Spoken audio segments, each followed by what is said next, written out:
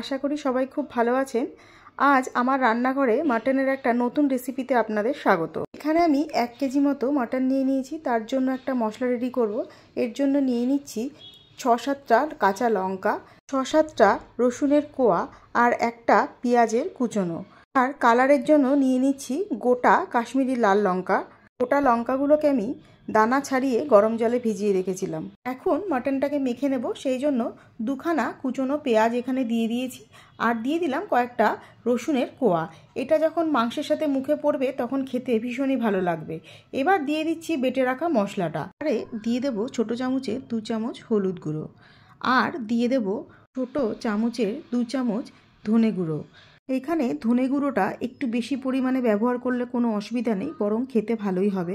এবারে দিয়ে দেব ছোটো বাটির 1 বাটি টক দই আর দিয়ে দেব কিছুটা নুন। মাংসটা মাখার সময় এখানে আমি খুব বেশি নুন ব্যবহার করছি না, পরে লাগলে আবার দেব। এবারে সব উপকরণগুলো একসাথে মিশিয়ে নিয়ে খুব ভালোভাবে মেখে নেব। এখন এখানে দিয়ে দিচ্ছি খানিকটা সর্ষের তেল। এইবারে সব কাঁচা মশলাগুলো দিয়ে মাংসটাকে খুব ভালোভাবে মেখে নেব। মাখানো হয়ে গেলে আধ ঘন্টা মতো এইভাবেই রেখে দেব। এতে মাংসের গায়ে মশলাগুলো খুব ভালোভাবে আরও ঢুকে যাবে। খুব ভালোভাবে মাখানো হয়ে গেছে। এইবার এই অবস্থায় রেখে দিয়ে গ্যাসে একটা কড়াই বসিয়ে দিচ্ছি। কড়াইটা গরম হয়ে এলে তার মধ্যে দিয়ে দেব 2 চামচ মতো পাওয়া ঘি। ঘিটা গরম হয়ে গলে যাওয়ার পর তার মধ্যে দিয়ে দেব এলাচ, লবঙ্গ আর দারচিনি। সুন্দর একটা গন্ধ বেরিয়ে আসলে তারপরে দিয়ে দিচ্ছি কুচিয়ে রাখা পেঁয়াজটা। পেঁয়াজটাকে খুব ভালোভাবে এখানে লাল করে ভেজে নেব। কারণ এখানে আমি পেঁয়াজের বেরেস্তাটা আলাদা করে ব্যবহার করব না, তাই জন্য ঘিয়ের মধ্যেই খুব ভালো করে লাল করে ভেজে নিচ্ছি। এখানে 2টো মাঝারি সাইজের পেঁয়াজ আমি ব্যবহার করেছি। পেঁয়াজটা যখন মোটামুটি লাল হয়ে আসবে তখন তার মধ্যে দিয়ে দেব কিছুটা নুন, কারণ আগে নুনটা দিলে পেঁয়াজটা খুব বেশি নরম হয়ে আসবে, ভাজাটা ভালো হবে না, এই কারণে পরে ব্যবহার করছি। পেঁয়াজটা খুব ভালোভাবে লাল করে ভাজা হয়ে গেছে, বেরেস্তাও তৈরি হয়ে গেছে। আর ভাজবো না, এতে পুড়ে যেতে পারে। এখন দিয়ে দিচ্ছি মেখে রাখা মাংসটা। মাংসটা দেওয়ার পর গ্যাসের ফ্লেমটা হাই ফ্লেমে দিয়েই রান্নাটা আধ ঘন্টা মতো এইভাবেই করতে হবে, না হলে মাংস থেকে খুব বেশি তাড়াতাড়ি জল ছেড়ে যাবে। তাই প্রথম আধ ঘন্টা মতো হাই ফ্লেমে দিয়েই মাংসটাকে কষাতে হবে।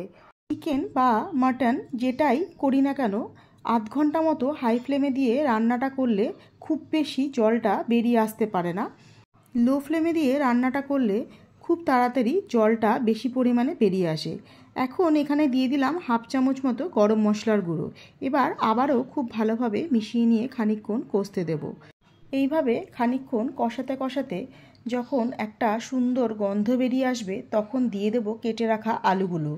এখানে আলুটা আমি ভাজিনি, না ভেজে এইভাবেই কাঁচা অবস্থায় ব্যবহার করেছি।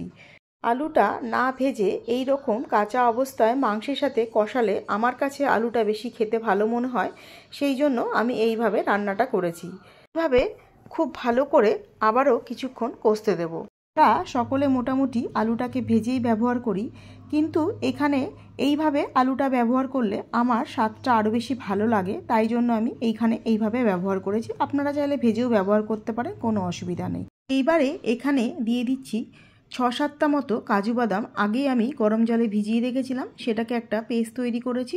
সেই পেস্টটা রান্না করার সময় কাজু বাদামের পেস্ট ব্যবহার করলে রান্নার স্বাদ অনেকাংশে বেড়ে যায় আর মাংসটা নরমও হয় খুব বেশি। এবার আবারও খুব ভালোভাবে খানিকক্ষণ কষতে দেব। একবার শুধু কাজু বাদাম বাটা দিয়ে এইভাবে মাটন কষা ট্রাই করে দেখতে পারেন, আশা করি খুবই ভালো লাগবে। মাটন আমরা প্রত্যেকেই রান্না করে থাকি, কিন্তু এইভাবে রান্নাটা করার পর আমার কাছে ভীষণই ভালো লেগেছিল আর যাদেরকে খাইয়েছিলাম তারাও বলেছিল ভীষণ ভালো হয়েছে। তাই জন্য এই প্রসেসটা আপনাদের সাথে আমি শেয়ার করলাম। আলুগুলো যখন কিছুটা সেদ্ধ হয়ে গেছে তখন তুলে আলাদা করে রেখে দেব, কারণ প্রেসার কুকারে দিলে আবারও খুব বেশি পরিমাণে গলে যাবে। এখন দিয়ে দিচ্ছি কিছুটা গরম জল, আবারও খুব ভালোভাবে মিশিয়ে নিয়ে একটু ফুটতে দেব। ঝোলটা একটু ভালোভাবে ফুটে আসলে তার মধ্যে টেস্টের ব্যালেন্সের জন্য দিয়ে দেব সামান্য একটুখানি চিনি। এবার আবারও চিনিটাকে মাংসের সাথে খুব ভালোভাবে মিশিয়ে নিয়ে একটু ফুটিয়ে নিয়ে তারপরে দেব প্রেসার কুকারে। এবারে 6 থেকে 7টা সিটি ব্যবহার করব। আমার প্রেসার কুকারে 6 থেকে 7টা সিটি ব্যবহার করলেই হয়ে যায়। আপনাদের যতটা প্রয়োজন ততটা আপনারা ব্যবহার করে নিতে পারেন। এখন দিয়ে দিচ্ছি আলুগুলো।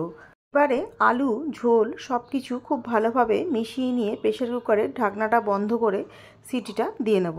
রান্নাটা আমাদের রেডি হয়ে গেছে, এবার নামিয়ে নেওয়ার পালা। আজকের এই মাটনের রেসিপিটা আপনাদের কাছে যদি ভালো লেগে থাকে তাহলে লাইক কমেন্ট করতে ভুলবেন না। আমরা প্রত্যেকেই মাটন রান্না করতে পারি, তা নিয়ে কোনো সন্দেহ নেই, কিন্তু আমি যেইভাবে আজকে মাটনটা রান্না করেছি সেইভাবে একবার বাড়িতে ট্রাই করে দেখতে পারেন। কথা দিচ্ছি ভীষণই ভালো লাগবে খেতে। আজ এই পর্যন্তই। সবাই খুব ভালো থাকবেন আর সুস্থ থাকবেন।